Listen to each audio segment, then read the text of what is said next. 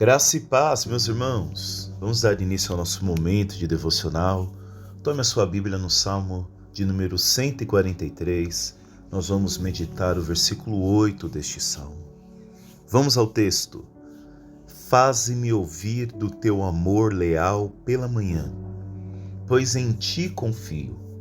Mostra-me o caminho que devo seguir, pois a ti elevo a minha alma.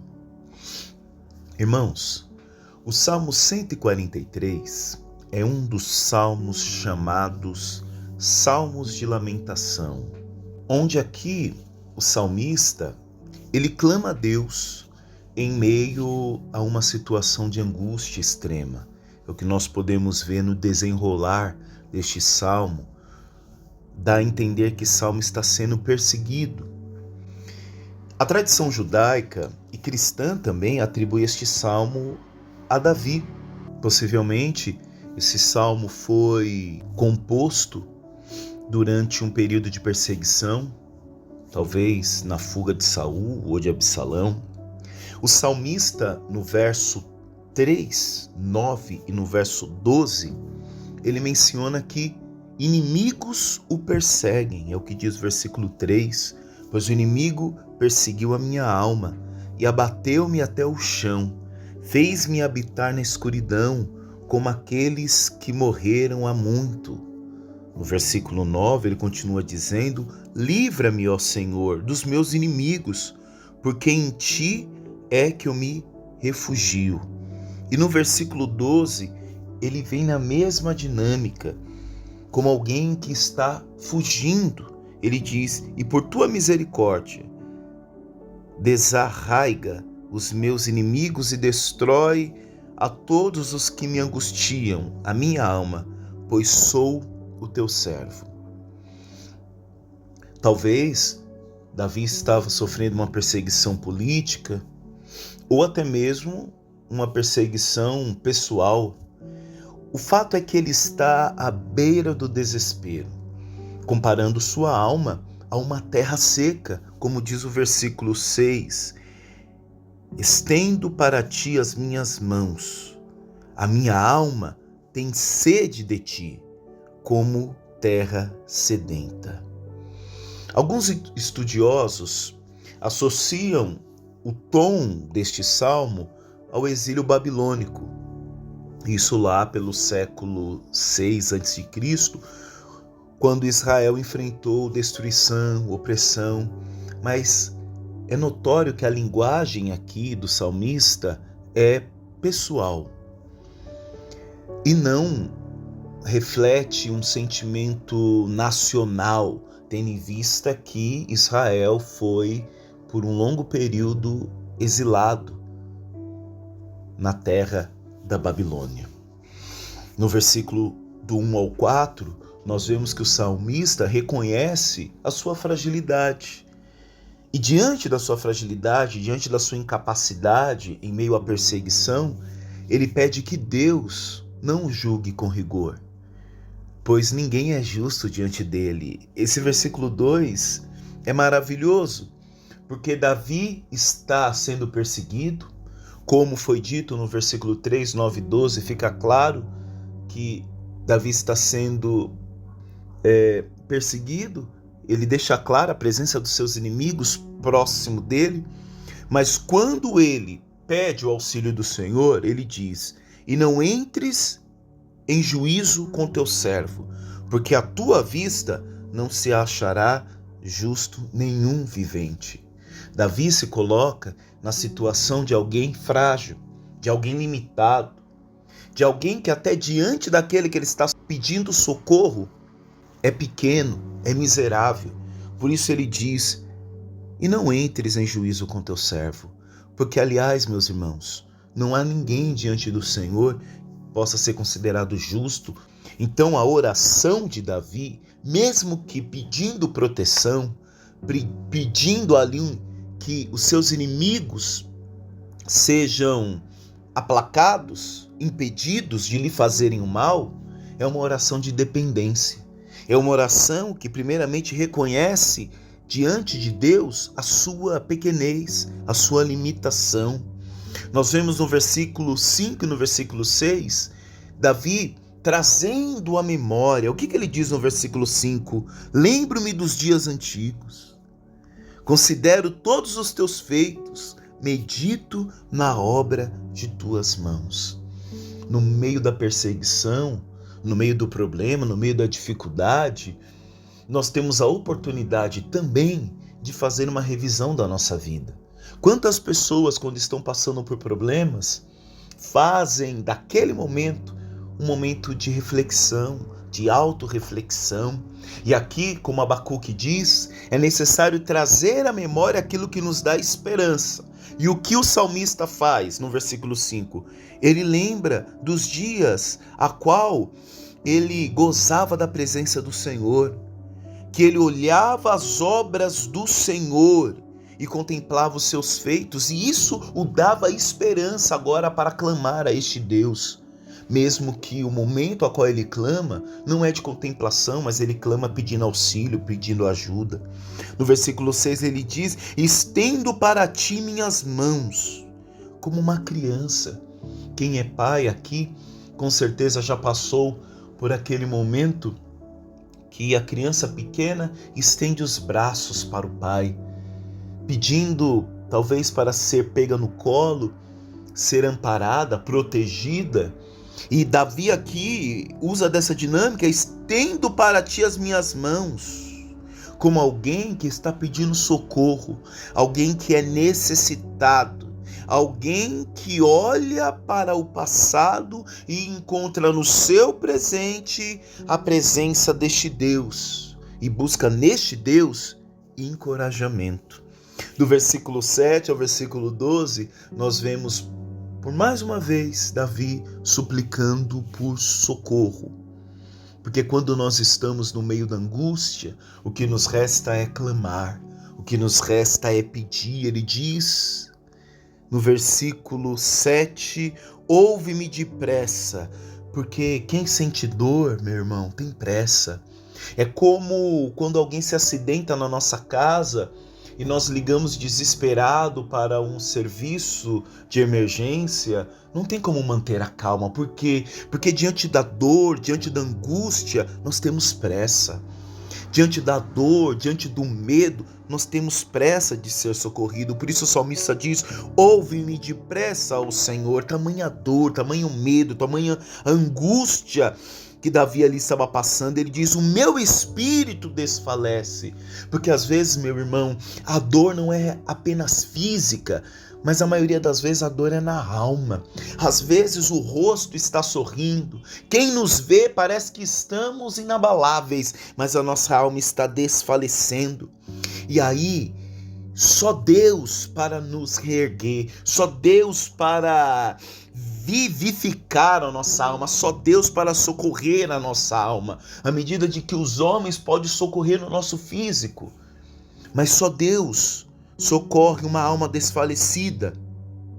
Não escondas de mim a tua face, para que não seja semelhante aos que descem a cova, porque aqueles meus irmãos que morreram, aqueles que foram sepultados, não podem mais orar a Deus, não podem mais clamar a Deus. Aqueles a qual foram sepultados e estão mortos, não podem mais orar a Deus, não podem mais clamar por socorro. Como diz a palavra do Senhor, em Hebreus capítulo 9, versículo 27, e como aos homens está ordenado morrerem uma só vez, vindo depois o juízo. Ou seja, os mortos não podem mais clamar a Deus. Os mortos não podem mais suplicar. E por isso que Davi compara uma vida longe da face de Deus, semelhante a alguém que está morto. Porque só Ele, Cristo Jesus, nosso Deus, pode nos devolver a vida em abundância.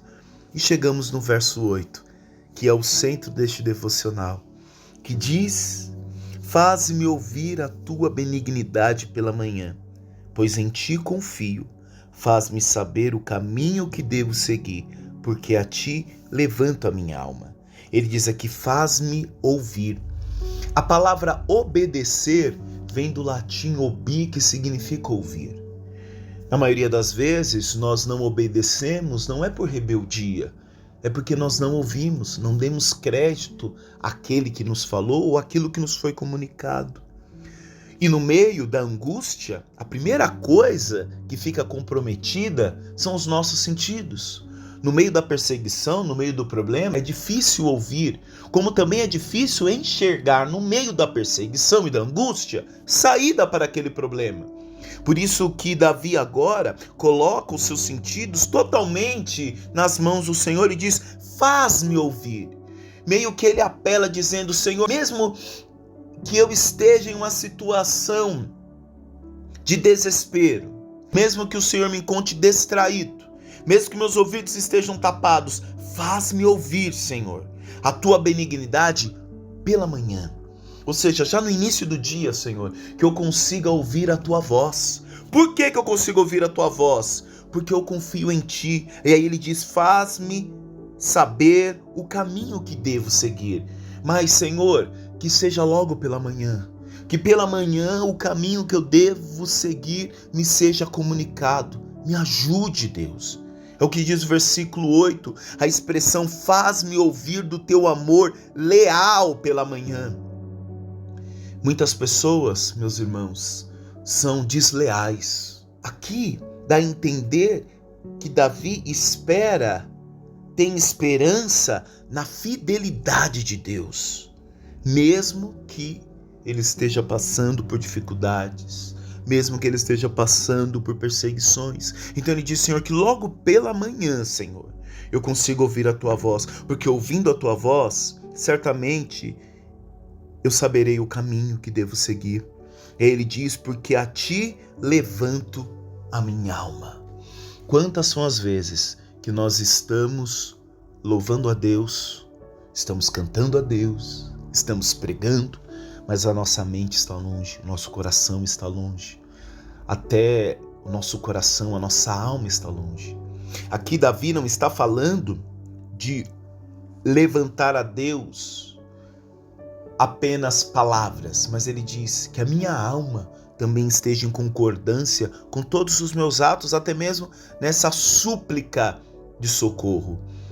A parte que eu acho linda é: mostra-me o caminho. Como alguém que diz: Senhor, talvez na situação que eu cheguei, não tem escapatória, não tem para onde eu ir. Então me mostra o caminho. Quantas são as vezes, irmãos, que nós chegamos em situações que nós não vemos mais caminhos, não vemos mais perspectivas. Talvez Davi estava nessa situação, e tamanha era a dependência que ele disse: Senhor, me mostra o caminho. Dependência total de Deus. Me aponta a direção. No meio dessa perseguição, eu não consigo ver direção, eu não consigo ver caminho. Senhor, me mostra então o caminho. Me dá direção. Me dá direção. E essa questão de direção é um tema comum, principalmente em salmos que estão ligados à confiança, como por exemplo o Salmo de número 25, o versículo 4 e o versículo 5, que diz: faz-me saber os teus caminhos, Senhor, e ensina-me as tuas veredas. Como alguém humildemente diz: Senhor, eu não entendo, eu sou nécio. Eu dei o exemplo da criança, que precisa aprender. Senhor, neste caminho eu preciso aprender, então me ensina. Versículo 6, lembra-te, Senhor, das tuas misericórdias e das tuas benignidades, porque são desde a eternidade. Guia-me, Senhor, nas tuas veredas. Mostra-me, Senhor. Mostra-me. Davi aqui está passando por dificuldades. Davi aqui necessita de ajuda. Como diz o versículo 10, o pedido é: guia-me na terra plana. Isso dá a entender, revela um coração que deseja obedecer à vontade de Deus. E mais uma vez eu volto, faço um paralelo ao Salmo 25, agora o versículo 12, que diz: qual é o homem que teme ao Senhor? Ele o ensinará no caminho que deve escolher. Novamente, qual é o homem que teme ao Senhor? É uma pergunta. E ele responde: ele o ensinará no caminho que deve escolher. Aquele que teme ao Senhor ele trilha os caminhos do Senhor.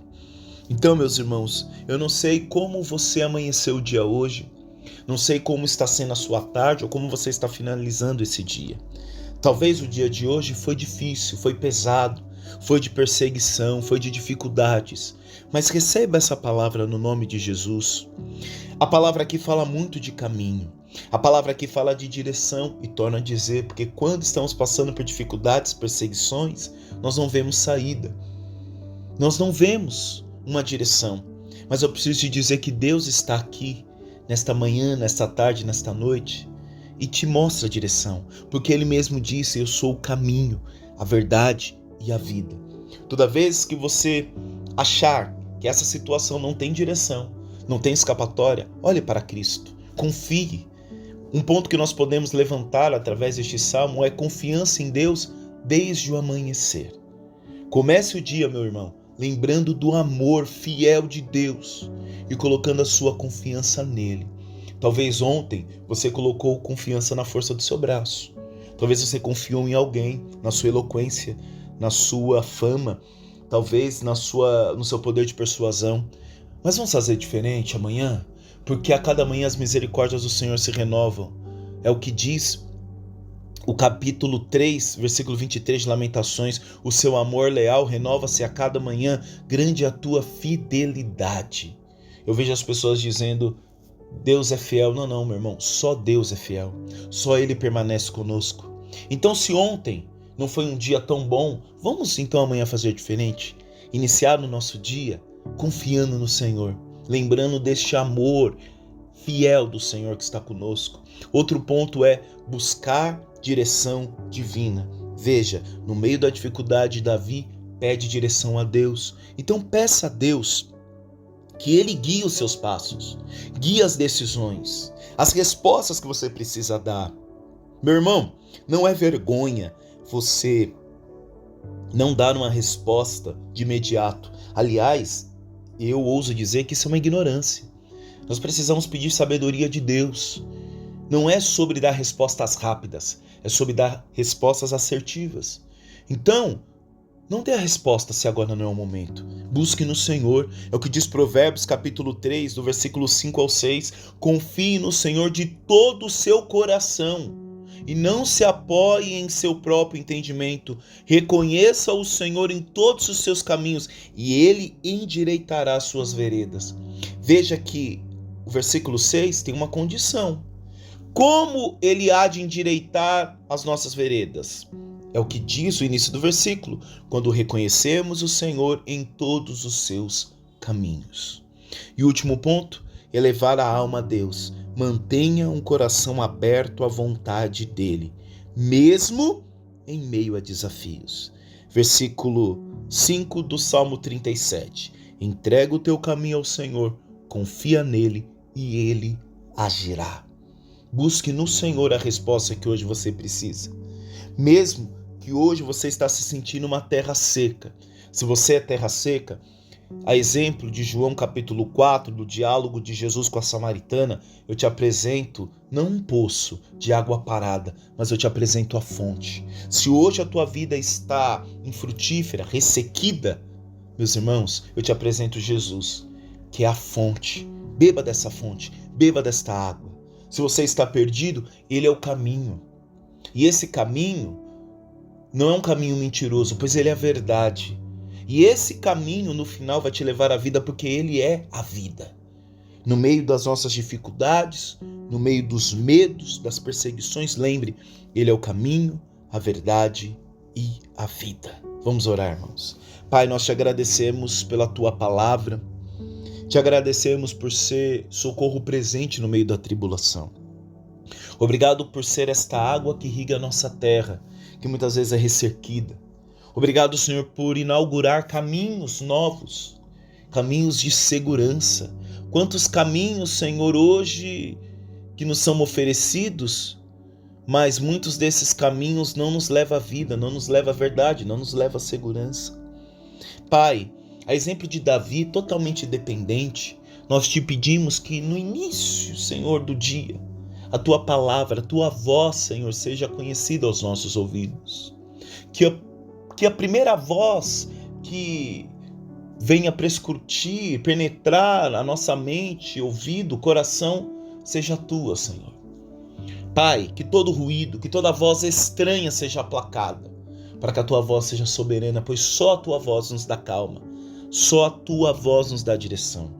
É o que nós oramos, agradecemos e confiamos no nome de Jesus. Amém. Irmão, de forma espiritual, estende sua mão aí. Que você tenha um dia abençoado no nome de Jesus. Que você seja abençoado na sua entrada, na sua saída. Que seja abençoado o teu lar, a tua casa, os teus familiares, o teu casamento, os teus filhos, a tua posteridade. Que seja abençoado os teus celeiros, no nome de Jesus. Amém. Forte abraço, meu irmão, e até amanhã. Tchau, tchau. Fique com Deus.